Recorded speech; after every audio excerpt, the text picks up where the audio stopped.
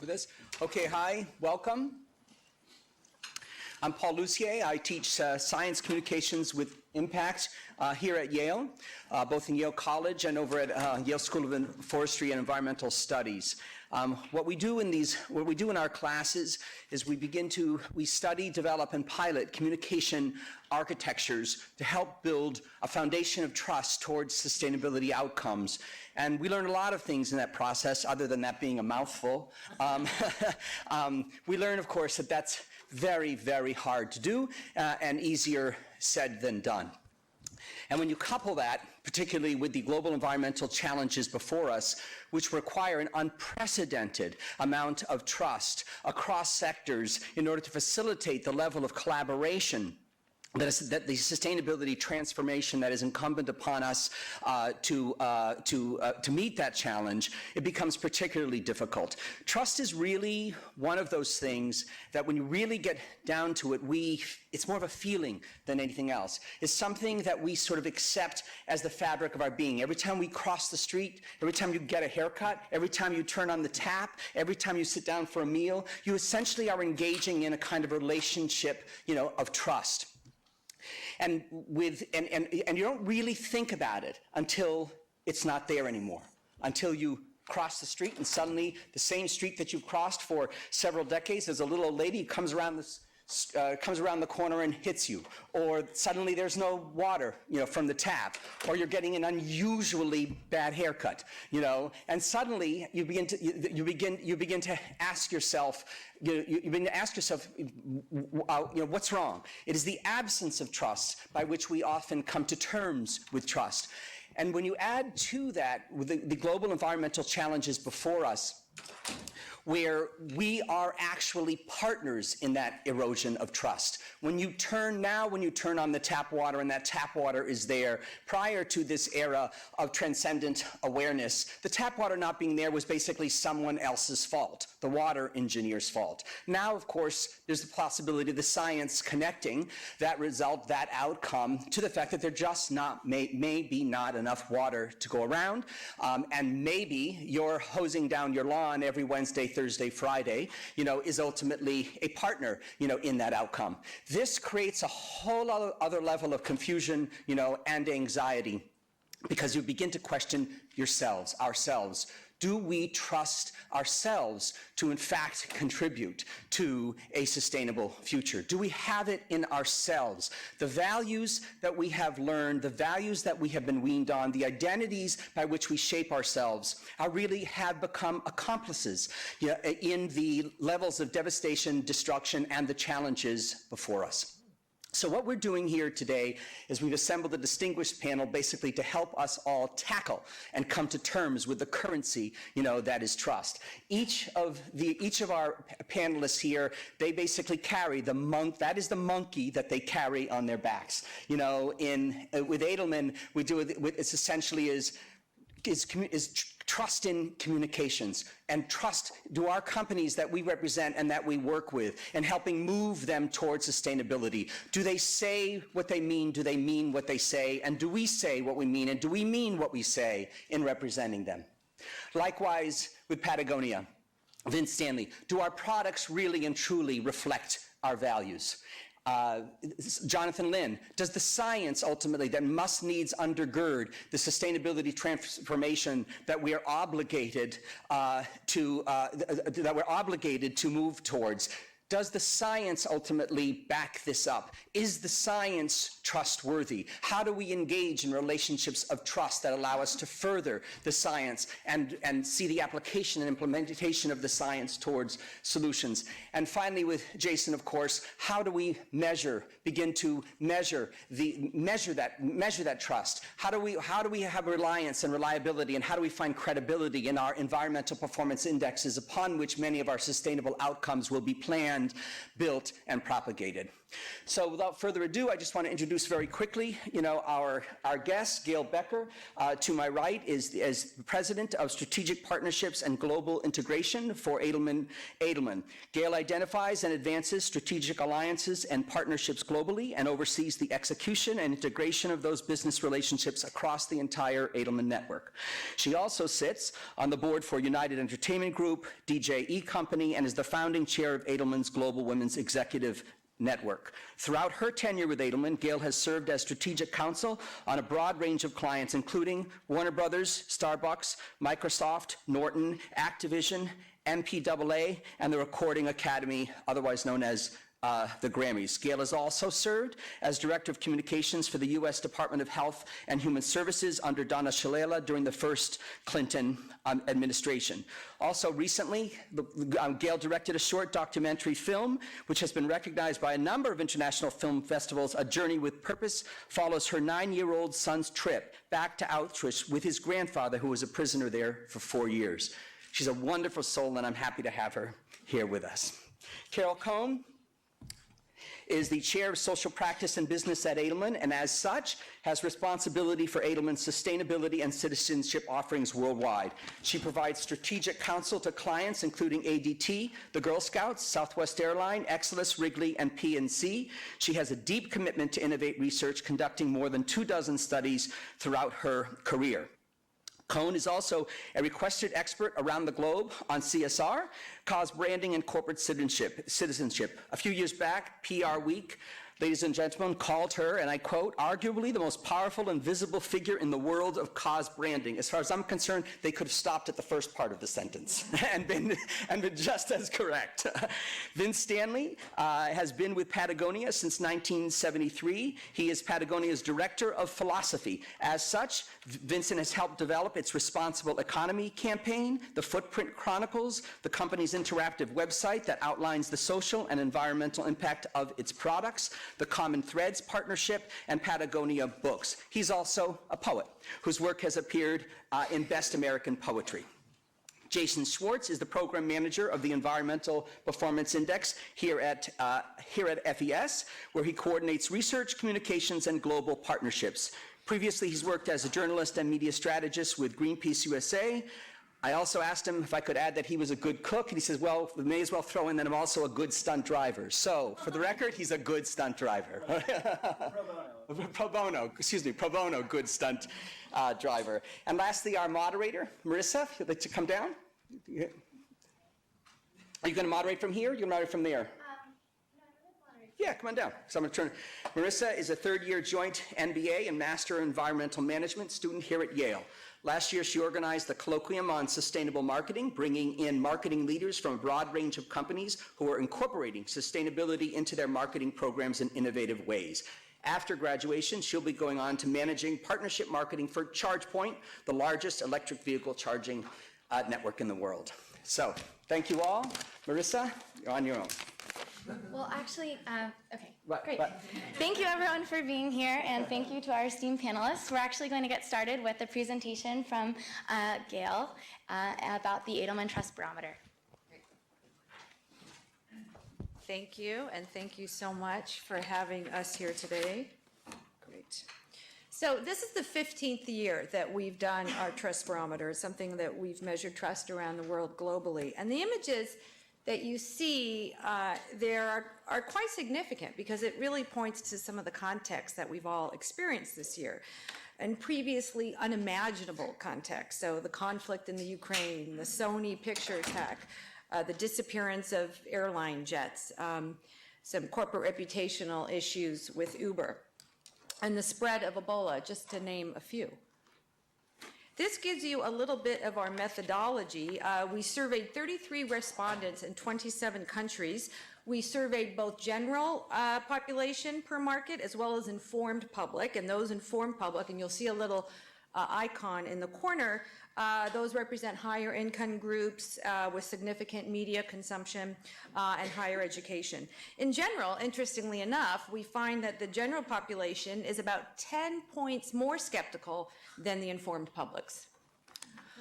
Okay, so you saw a little bit of some of those pictures. Again, we called it the year of the unpredictable and unimaginable, and this really had an important effect on trust.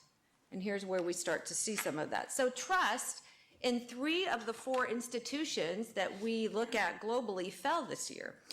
The lowest trust since 2008, but the rank order remains the same. Now, government, as you can see, was the only one to rise, which may seem surprising, but largely that's because it has always been the lowest. And it really couldn't fall much further. But that's also related to significant rises in trust in countries like Russia, Indonesia, and India. So basically what this tells us is that across the board, trust has evaporated. And what we have seen in 2015 is really the beginning of the era of skepticism. So here's where you get to see, how do people feel about trust when they get up in the morning?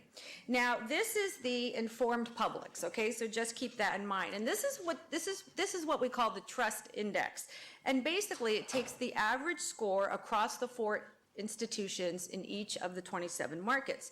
And this average, again, really speaks to people's core belief about trust. And here's where we start to see significant effect on trust. You see a rise in the number of the red or the distrusters. You see a shrinking in the gray or the uncertains, and a decrease in the number of the blue or most trusting markets.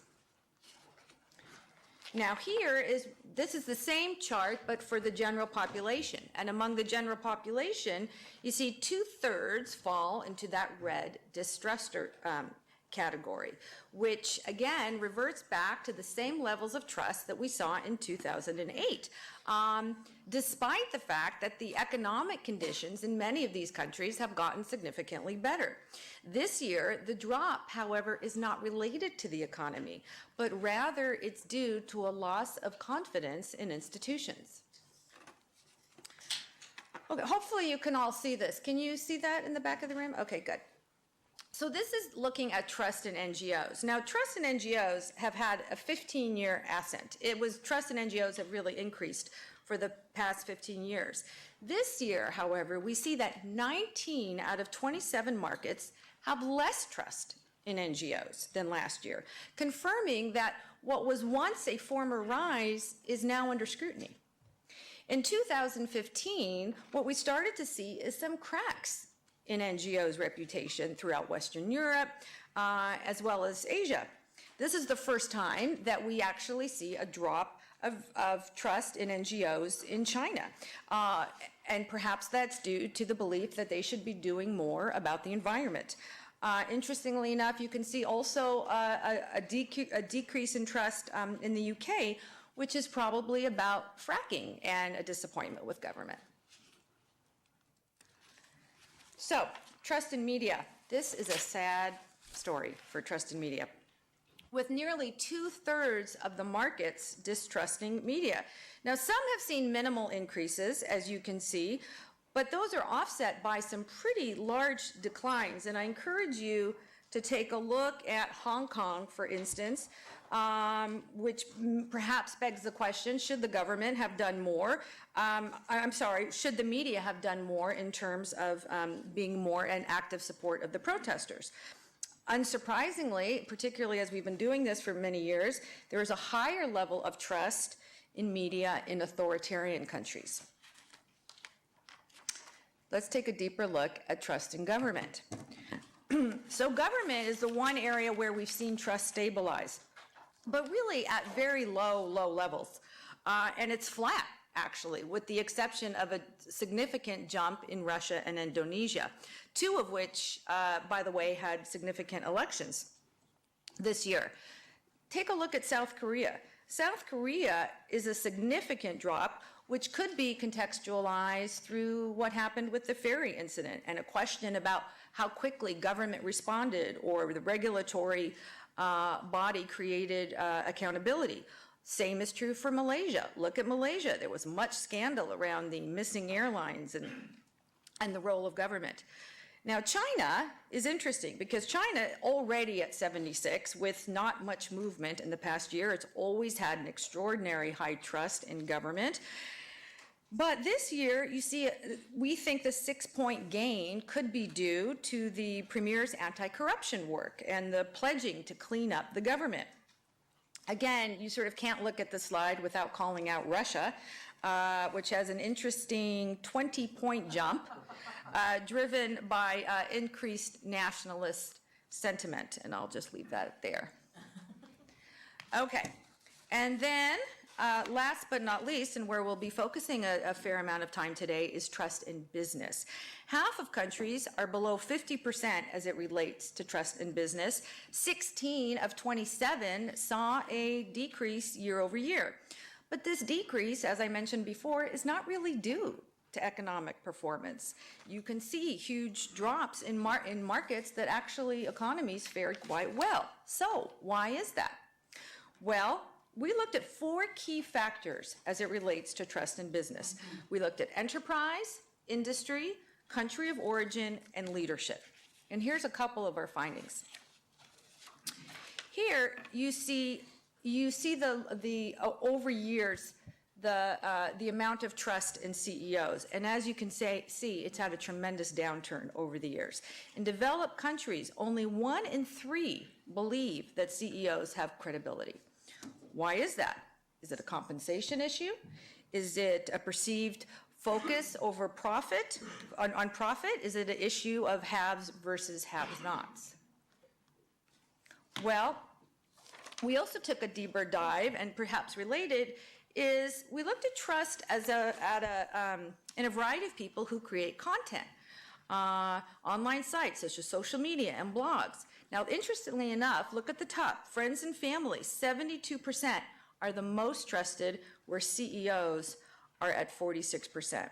Interestingly, companies I use have a 60% trust factor, while less than 1 in 3 believe in content from brands they do not use. So it's sort of, the more I know you, the more I trust you.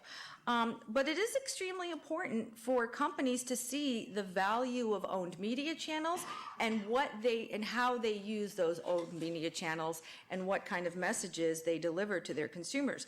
Only 53% believe journalists, which is actually not that much higher than CEOs. And as you can see, celebrities, interestingly enough, are toward the bottom. So again, and I talked about in leadership, it is a bit of a sad story for CEOs with the decline from the already low credibility they had last year. We sort of thought they had hit bottom last year. Now, for Paul and everyone else who represent Yale here in the room, this is really good news. Academic or industry expert is the most trusted at 70%. And a person like yourself is 63%. Now, while NGOs went down as an institution, you remember we talked about that a few slides ago, you can see here an NGO representative is up by 2 points in credibility over last year. So what does it take to build trust? Well, we found that there are 16 attributes, trust-building attributes, which we've put into these 5 clusters. I'm not going to read all 16, but I will call a couple out. So first, engagement and integrity are the most important and the most critical in how businesses and companies advance innovations in the marketplace. So take a look. Integrity. They have ethical business practices, takes responsible actions to address an issue or crisis, has transparent or open business practices. Look under engagement. Listens to customer needs and feedback, treats employees well, places customers ahead of profits. And you can go on and you see products and services and purpose, which I know is a big element of what we're talking about today. Purpose is also important, works to protect and improve the environment, addresses society's needs in everyday business, creates programs that positively impact local community. Now, this is the first time we've asked this question, and it's quite significant. 8 in 10 believe business can make a profit and have positive impact. And I see someone taking a picture of that slide, and you should, because it's a significant finding. You can send it to me after if you want. Thank you.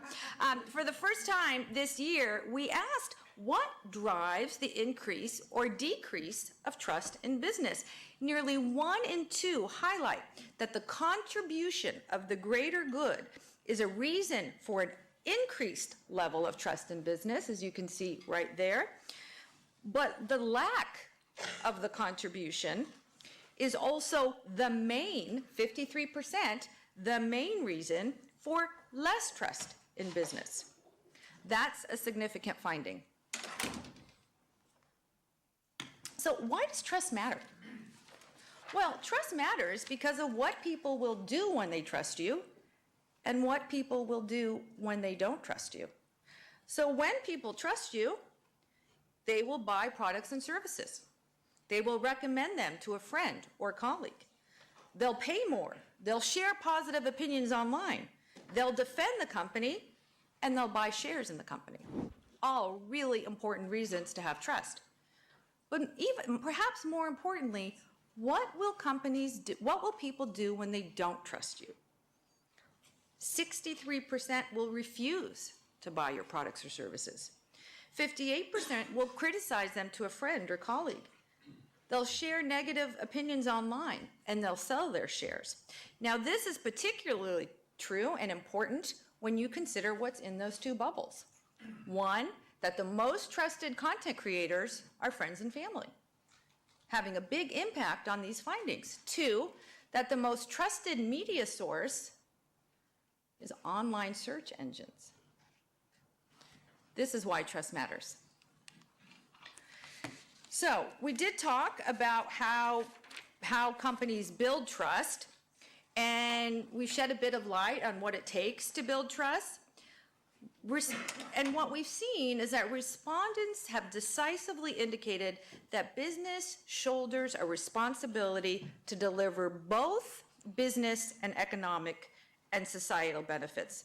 Companies that clearly delineate the personal and societal benefits prove that they are better positioned to build public trust. So the opportunity is really clear. Brands and companies that can build both, that can communicate to all their shareholders, can build both their positive and social impact on business. Consumers today really don't just want a better product or a better service. They want a better world. Happy Earth Day.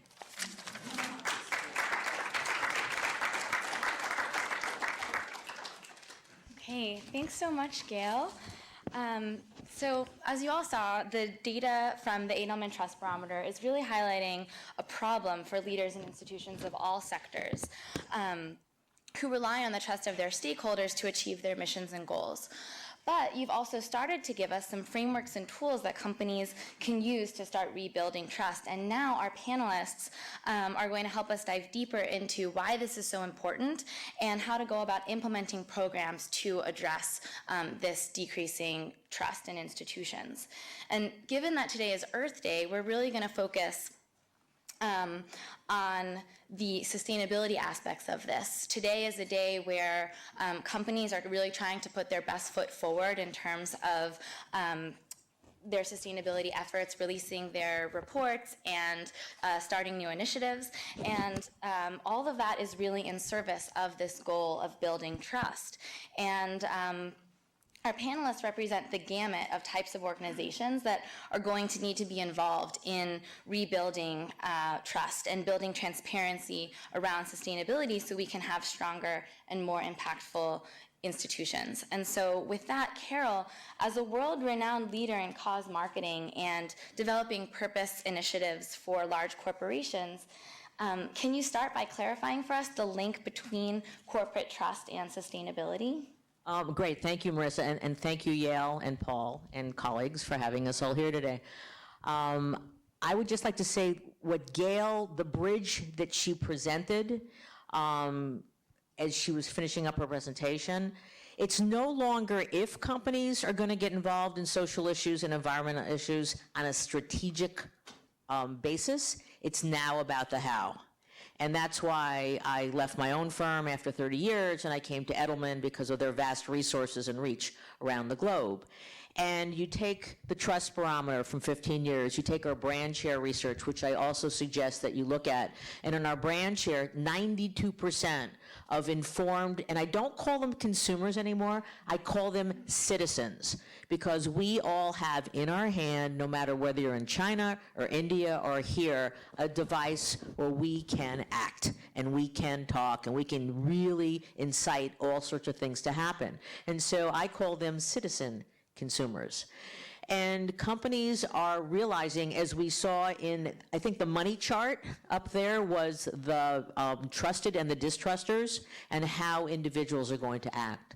And so when you look at the 5 areas, the 5 attribute clusters that Edelman has determined over the years in our Trust Barometer, those are the actions and the behaviors that companies and brands need to take. And so let me unpack them a little bit for you so I can give you real examples of companies and organizations. And I have to say, sitting next to Patagonia, one of the best companies in the world that fulfills all those attributes is right here. And so I'm sure you're going to hear from them. So they're amazing. They're absolutely amazing. So just briefly, on the integrity scale, being transparent in ethical business practices, I always like to point to Chipotle. And Chipotle has grown their business through food with integrity. That is their mission at the center of their business. Now, it's not only having humane practices in terms of how they treat animals, but it's also how their farming practices are treated, as well as how they sustainably source ingredients. And so what did they do recently? This is a test to you. Somebody, what did they do that was very ethical and transparent? What did they do? Nobody knows. Stop serving integrity. There you go. Okay, they're carnitas. They're delicious, if you like pulled pork product. They found that one of their major suppliers was not treating the animals humanely. And so they took the very ethical and gutsy action to pull that product from 1/3 of their stores. And so what did Wall Street say? Yeah! They were very, very upset. But what did Steve Ellis get in terms of blogs and tweets and messages from his citizen customers? Keep it up, Steve. Be authentic and such. And they did not lose business. And their last quarterly results were great. Actually, today, I think they had their first $1 billion quarter, which is amazing. Okay, so that's integrity. Now, the next area is engagement. And so I'll give you another test. What company forgave, whatever, $2 billion of profits to put customers ahead of profits? Anybody? $2 billion. They changed what was carried in their stores. CVS. See, can you imagine being at the board meeting and somebody saying, hey, I think we should take tobacco products out of our stores. And you can imagine the board saying, well, we have to report to Wall Street. And that wasn't just one board meeting. That was years and years of discussions. But Larry Merlo said, we are evolving our company to be about health. And if we're in the health business, how can we sell products that kill people? And so they made the very gutsy decision, again, engagement, putting customers ahead of products. They pulled the products, and what happened? Their fourth quarter earnings, they were up 9.6%. Not in the front of the store, but in the back of the store where they're providing the minute clinics and various services. A gutsy decision, a CEO that stayed the course. There was a huge amount of discussion. We were very proud that we handled that announcement, as well as the Chipotle announcements. But again, a very gutsy leadership decision. Okay, the next one on innovation. Levi's, sorry to mention Levi's here, but that's okay, they're good friends. Levi's understood that to make one pair of jeans, it took 42 liters of water, and they're very social responsible, and they said we must We cannot do that. We have to address it. And so through innovation and a lot of science and investigation, they now have something called waterless jeans and a waterless line, and it has 1 liter of water in the product. The next one is purpose. While purpose is one of the 5 clusters, what we're seeing is companies putting purpose at the center of their strategy. You have one of the foremost companies right here. I always like to mention Starbucks. And Starbucks, while you might say, well, they're in the race together, controversy, yeah, it's controversy, but Howard Schultz is a crusader. He's a crusader brand, and he puts his ethics and values at the center of that company. He gives stock to his part-time employees. Healthcare, he recently gave them free college tuition, and he's also helped to build local communities, and he's also stimulated discussion about race, putting purpose at the center of that company. The last one in terms of operations, and before we hand it over, is I like to say we're very proud at Edelman that we represent Unilever, and Unilever encompasses all of those attributes. But what they have done, and if you have not, who here has read the Unilever Sustainable Living Plan? Anybody? Good for you. That's great. If you go on their website and you look at the USLP, as we call it at Edelman, you will see it's the framework, exactly what Marissa said. It's the framework around which that company is organizing itself. And it's got 3 buckets. It's got improving the health and well-being of 1 billion people around the planet. It's about making sustainable agriculture in their products and services. It's doubling their growth, having their carbon footprint, and sustaining livelihoods. And so it's an amazing company. I really suggest that you all look at the Sustainable Living Plan. That's a company that lives and breathes its values. And as Paul Pullman says, that S in values really means a lot, that little small s. Great. So yeah, there's lots of leaders in this space that are taking concrete actions to increase transparency around sustainability and push their initiatives forward. Of course, like you mentioned, we have one of the leaders of this in the room right here with Patagonia. And so, Vincent, from your perspective as a communications leader at Patagonia for much of your career, what do you see as the role of transparency in marketing for building trust, and how has Patagonia gone about doing it? Is this It's on. live? Okay. I think that it's interesting when you describe these large companies, Unilever, Chipotle, large by our lights, because Patagonia is a medium-sized company. And if you try to think of what is Unilever's marketing image, like Nike has a clear definition. You think of the swoosh. Even Starbucks, you think of that little green, and you think of the cafe on every corner. But Unilever, what's their marketing? Chipotle, what's their marketing? What you think first about Chipotle is that video about how their food is made. What you think first about Unilever as a corporation is about their sustainability effort, because everything else that you imagine Unilever is built into the brands. So one of the tasks for the accidents of Patagonia was that we came out of making climbing equipment. We had the 70% market share, international market share for climbing equipment, and we had $300,000 in sales. So what we were doing was we were selling to friends, we were selling to friends of friends and friends of friends of friends, and that was 3 degrees of separation was the most we had. So I think that the other thing that was critical was that we had to concentrate on quality. You do not make good, better, best climbing equipment and put the entry-level climber in danger by making your most mediocre product. We had those 2 things. We had quality, the insistence and the need for that in order to stay in business. And then we also had the sense that we were selling to friends and we were talking to friends as equals. And I think that has never left the company. So our primary job in communication is to treat our customers as friends and to keep that messaging, I even hate using that word, to keep what we say to our customers as intimate and as credible as possible. Now, in some ways, this has kind of slowed the growth of the company over years because we have never resorted to the kind of mass communication that might attract large numbers of people to our brand over a very short period of time. But also, our sense has been that if we attract large numbers of people to our brand over a short period of time, that we're not going to hold on to them, and that that's not good business for us. Good business for us is to hold on to customers for life. So I don't want to dominate the time, but one thought I've had on marketing recently is that it seems to me that more companies, if you're dealing with the issue of transparency, you're dealing with the issue of social and environmental purpose, because that is part of business now, is to deal with those questions, then every company should have an identity that's actually true to itself.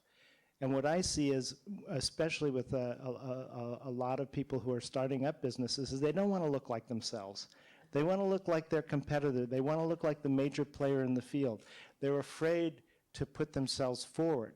I think that every company, like every individual, has a personality, has a kind of DNA that also is related to its mission. So for Patagonia, the fact that our identity is so closely tied to who we are as a group of people and also to our mission, I think has also provided, that's marketing, but that's also provided us a discipline in our activities. We have something to live up to that is very close to who we are, and we have a lot of personal engagement within the company from our employees, from our owners, and from our managers.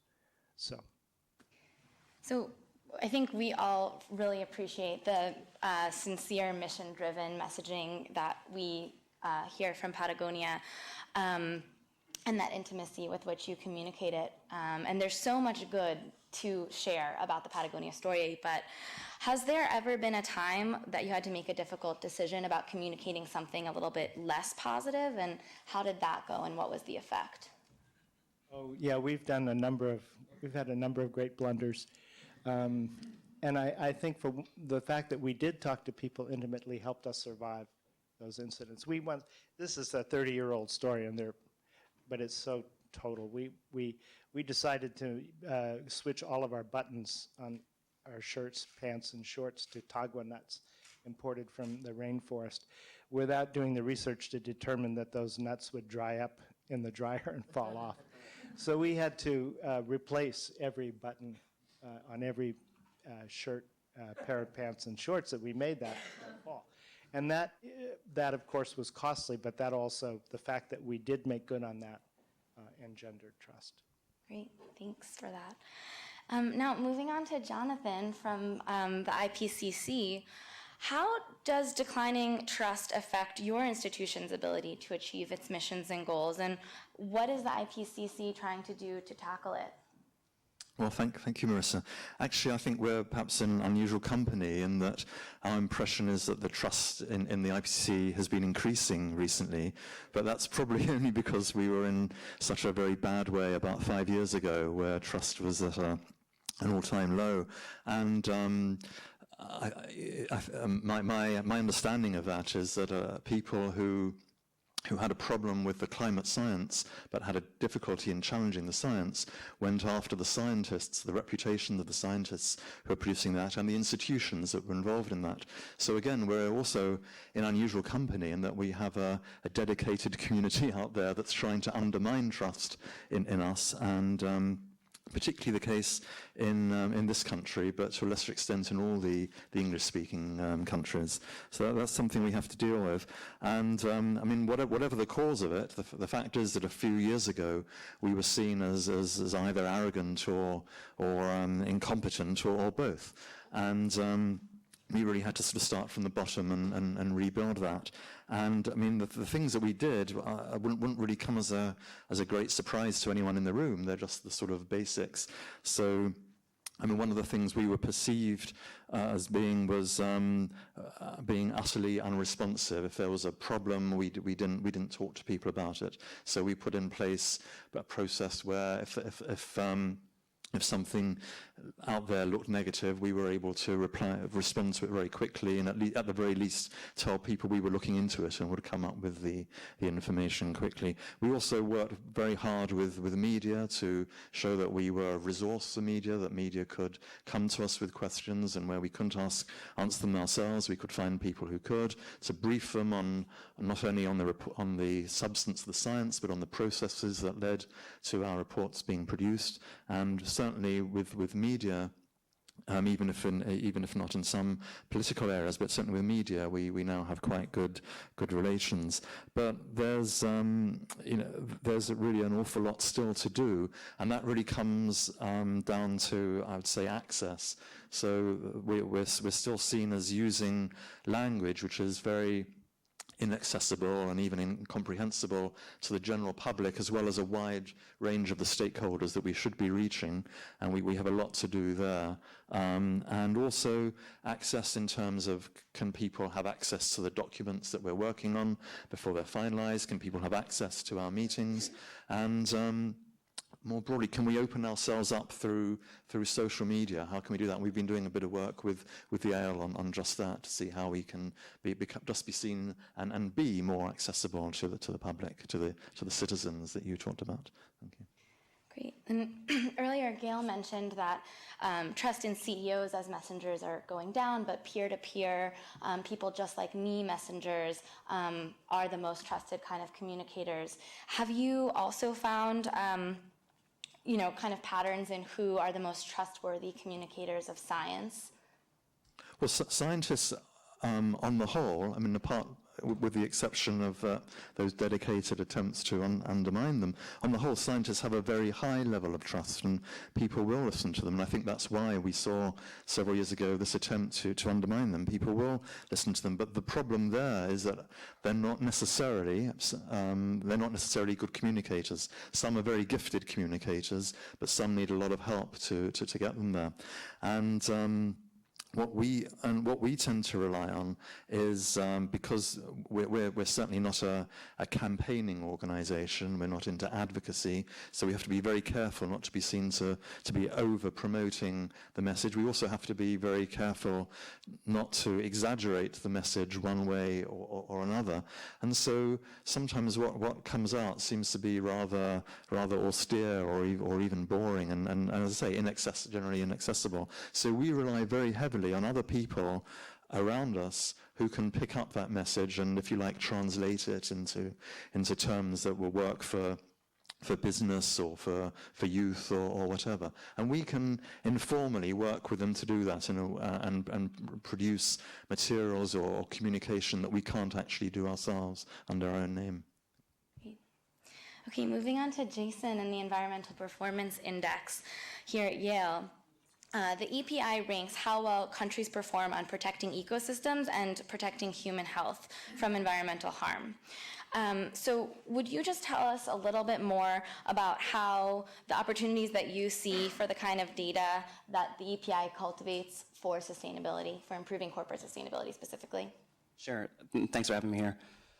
Well, we have a pretty broad coverage of countries, about 178 countries, and we utilize, we have also a fairly large team of researchers, and we utilize the best data and science out there, at least that we can find, to report on both the general context of country performance on environmental issues, but also on about 20 different sort of sub-areas of environmental performance. And so I think businesses might have an opportunity in spending time with the materials that we produce to get an idea for both that kind of general performance policy environment, but also specific issues that might be relevant to their businesses should they want to have some sense, say, of water resources in the country they're working in or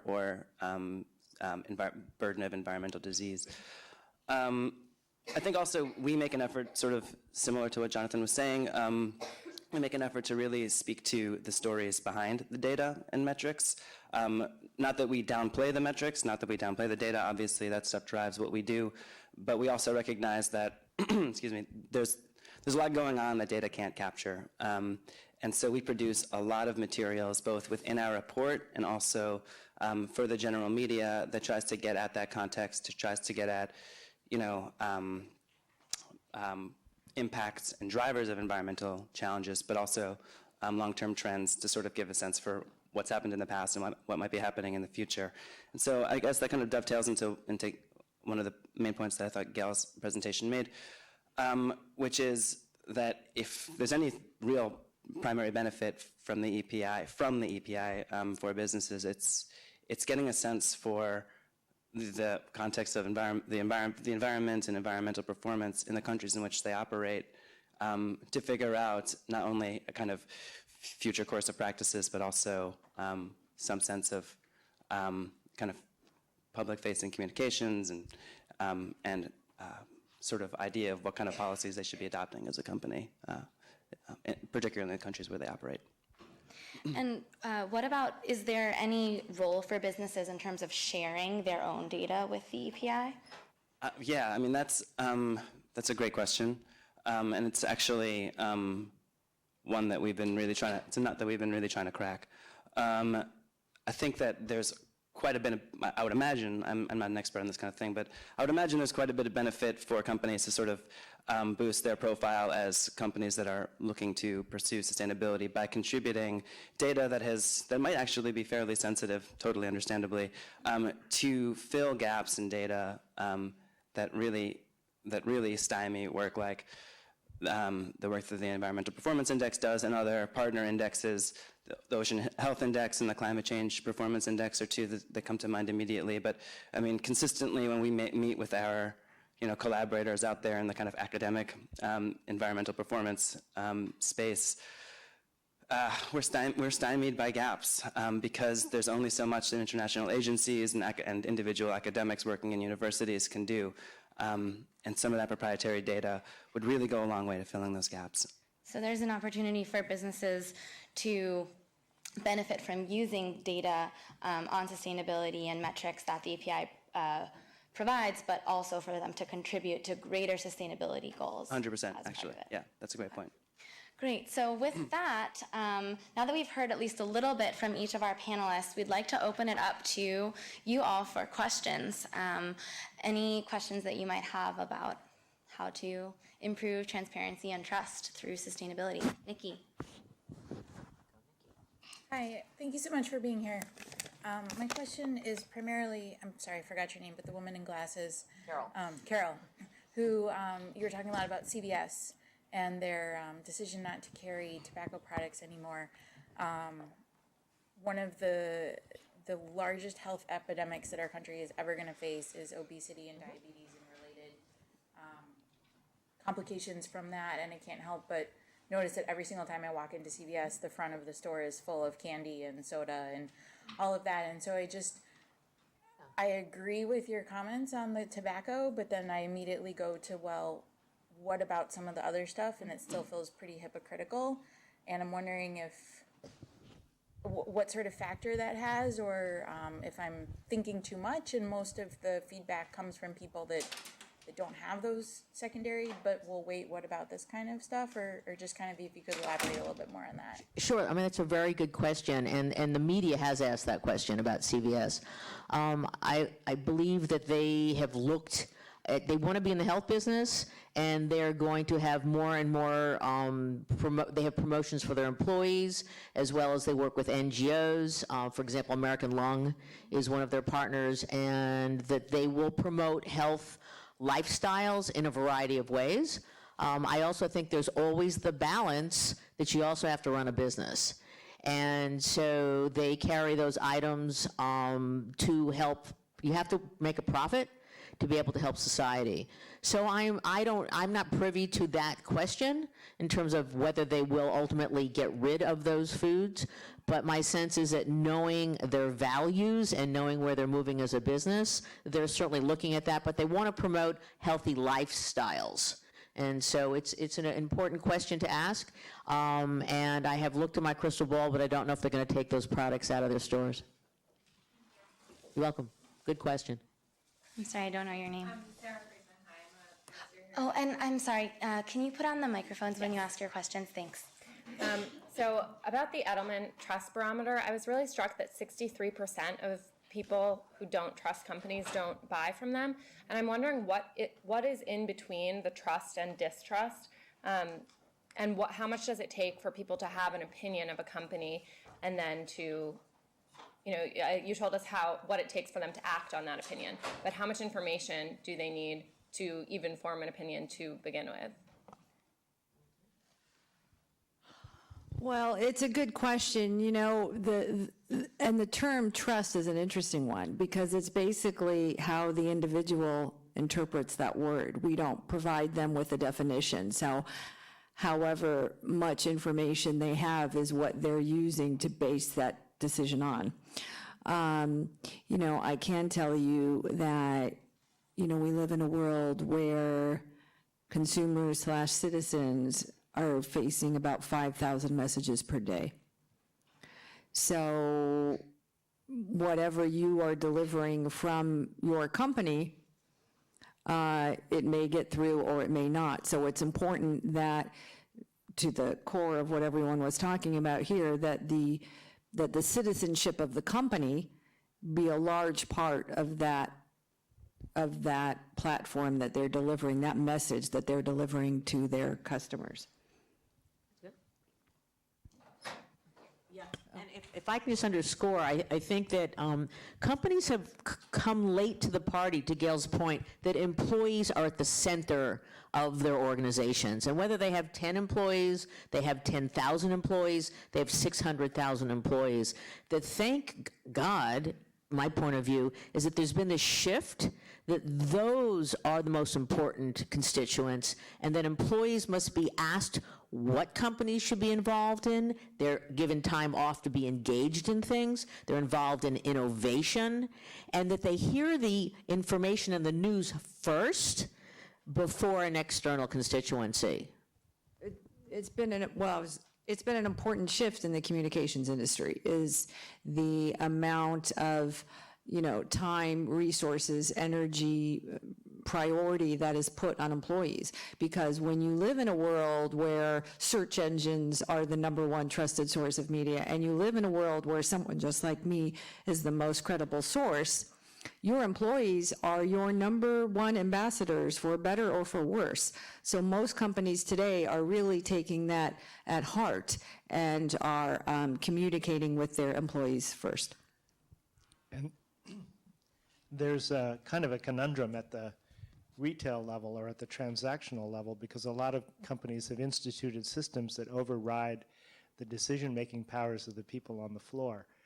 And that engenders mistrust. So if I go into a store and someone says, "Oh, I'm sorry, the computer won't let me do that, won't let me make this right for you," I'm not going to go back to that place unless I really have to. On the other hand, if somebody says, "Oh, absolutely, we will take care of this, no problem," that's a customer who's going to come back.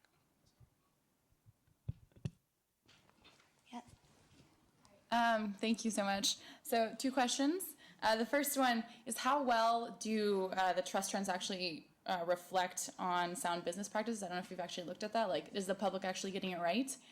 And then maybe a little bit more kind of to the first point, if you could talk a little bit about kind of the tension between attracting, I guess, people to consume more of a brand through sustainability initiatives, and the greater sustainability goal to consume less. You guys tag team. Do the ad. Don't buy this jacket. That's a great. No, we actually ran into that at Patagonia, and I think one of the things that we wanted to communicate, we did the "Don't Buy This Jacket" ad precisely because we came across this problem. How do we talk to our customers about reduce as the first element in the 4 R's? And that's the most significant. Recycling really comes last. You should not be recycling something that shouldn't have been made in the first place. So it's a difficult conversation to engage with in the consumers, and we've kind of carried it to the next step with a worn-wear campaign in which we're celebrating clothes that have been worn for a long time, and invite our customers to come back, and we have a truck there and a sewing machine and they can get it repaired. To change the perception of customers about goods that are meant to last so that people see the value in something that they've had for a long time. As a business model, this doesn't really threaten us because, first of all, nobody else is doing it, so it creates differentiation among those 5,000 messages that everybody's getting in the daytime. It builds loyalty from the customers we have, and it also encourages the right kind of customer to, the right kind of new customer to come to us. That's on our level, as a company speaking to people. At another level, if you're studying, you can talk about a steady state economy as a goal because we have attached, we cannot go on increasing material consumption, tying that to economic growth ad infinitum. But I think even in a steady state economy, you're talking about some companies falling and some companies rising. And the companies who are rising, according to what we're talking about, might be the companies that are doing the right thing. So I think it has to be addressed two ways. I can't, as a representative of Patagonia, tell customers, buy less from somebody else and more from us. I can only say, buy what you need or buy the right thing.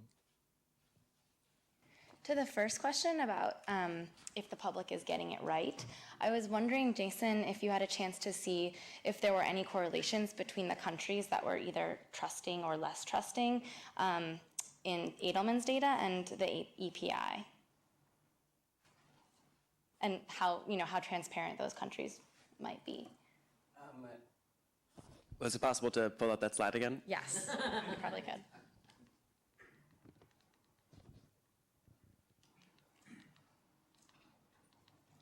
I think while you're looking for that slide, one thing that is probably important to mention is that the EPI doesn't really chart transparency at the national level. I mean, I wish we did, and there are, I think Transparency International comes to mind as one who does, but I wish that I could say for sure that there were some correlation looking at the EPI between transparency and environmental performance, and to some extent there is, but it's certainly not a general trend.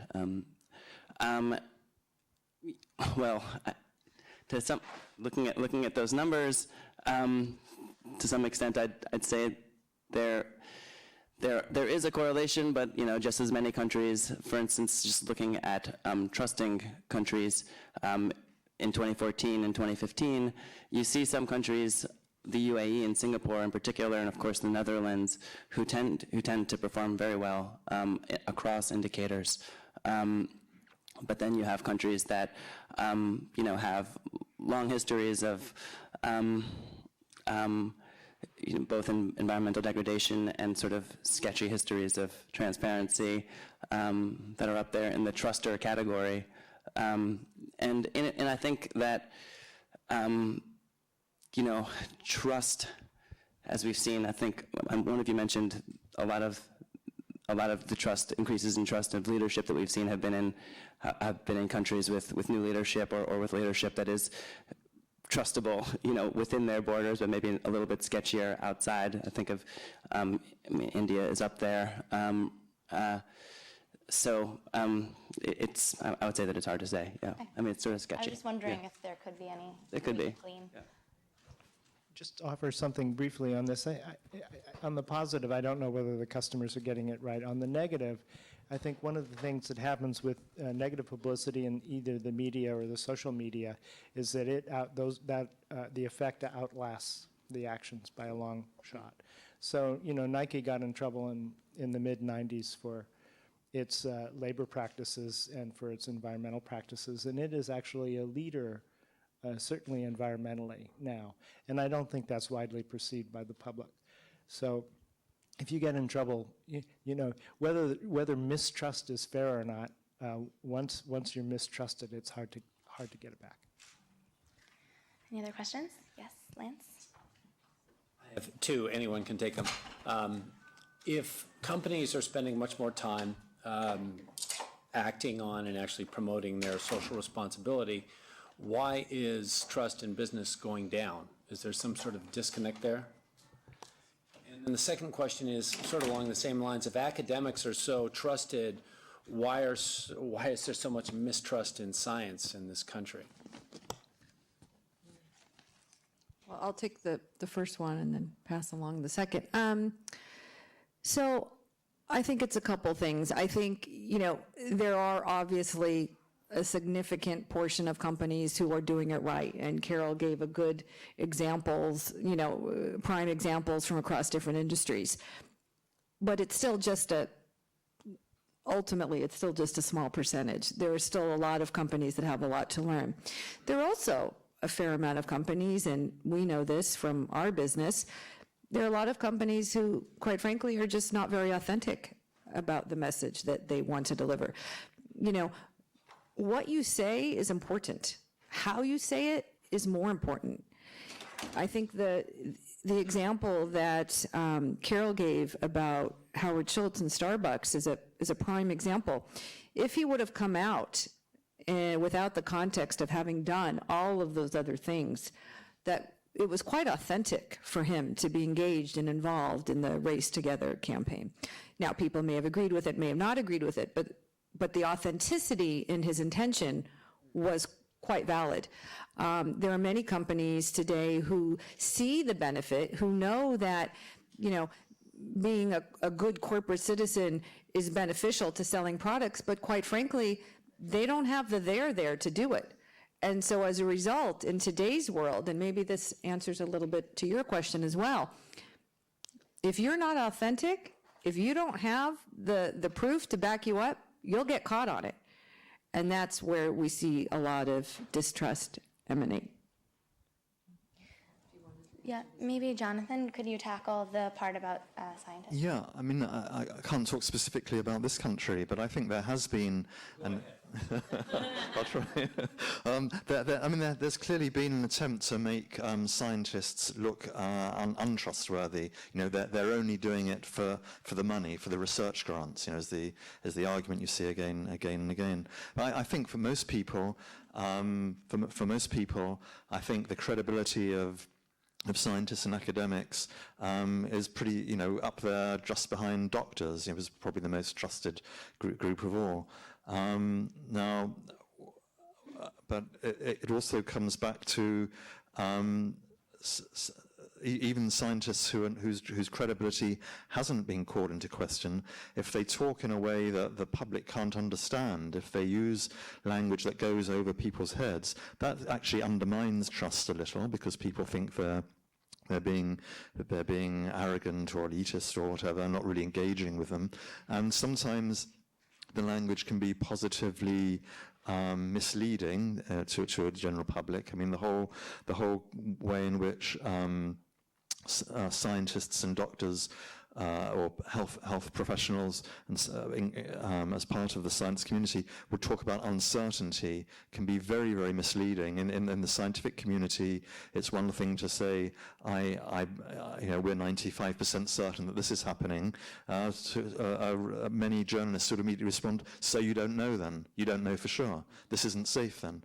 And so a lot of work needs to be done in how do you communicate that whole question of uncertainty. That's one example. Also, the way that some words are used differently in the scientific community and in the general public. I mean, in my area of climate, people talk about aerosols, meaning little sort of particles, but most people think that's something you squirt on you to make you smell nice, and it's instantly misleading. So. I also think that just the use of visuals, videos, infographics. I mean, I'm sure it's just scientists said, "Oh my God, I've been reduced to an infographic." But the way that we can remember things, or the story of the patient that was involved in an innovative prosthesis or something like that. So I think it's really up to the communicators to partner with the genius scientists and the experts and to really battle. I mean, it is going to be a give and a take in terms of which audience, which communication, but again, simplification because of those 5,000 plus messages just constantly coming at us. It's absolutely critical. If I can just add to that, I mean, you're right, and the problem that a lot of scientists have is that they're brought up and trained to be rigorous and sober and austere, and in fact the messages that really strike home are the ones with some kind of emotional charge to them. And we're always trying to tell our scientists, try and bring a little bit of your personality into it. You don't have to get unscientific about this, but try and maybe explain how this relates to you. I don't think it's been to the United States yet, but there was a play on in London recently called 2071. It was a one-man show by a scientist called Chris Rapley, who used to be the director of the Science Museum in London, but he's also a noted climate scientist and expert on polar science. And when I went to see that, and it sounded like this is a lecture on climate science or the IPCC, and what am I buying a theatre ticket to hear this for? But every now and again, these little really moving personal bits came out, and you could understand this is why this is important. It's no longer something abstract, and that I think that would apply equally to business as well. Well, thank you so much to all of our panelists. I think I can speak for the room full of business and environment students here that we've all learned a lot about the importance of transparency and building trust, and the importance in trust in establishing the organizations that we'll go off to work for as leaders. And I hope that we, on this Earth Day and for many Earth Days going forward, can remember some of the lessons that we talked about today. So thank you all very much. Yes, thank you.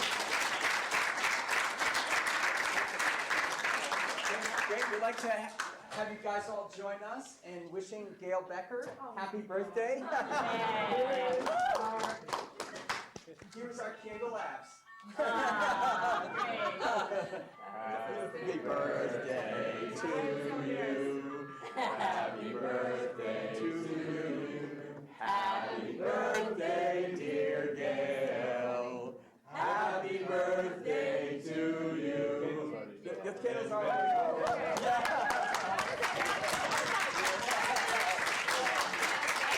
Thank you. Yes, let's join us eating cake outside. Thank you all, and thank you all. All right, bye-bye. Yeah. Do you guys want to get a photo? Yeah, let's get a photo. Okay, great. Yeah. I want to get a picture. No one will believe this. We'll do it without taking my picture. Yeah. No, I know, not in here. I just meant. It's the small moments that enjoy. Okay.